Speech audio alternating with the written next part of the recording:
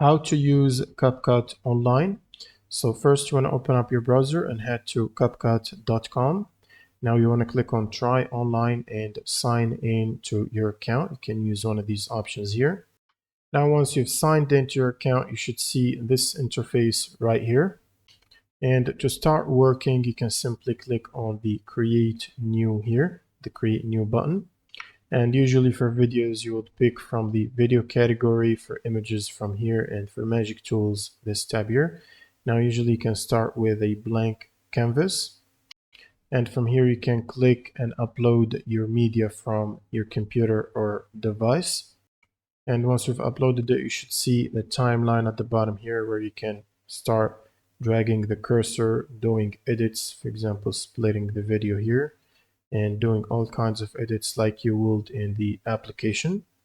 You should also have the tabs on the left side for the templates, elements, the audio, the text, and all the stuff that pretty much exists on the CapCut application. Now, once you're satisfied with the result and you want to export and use your edited video, you can simply click on the export button at the top here. And then you can either share it on social media or download it directly.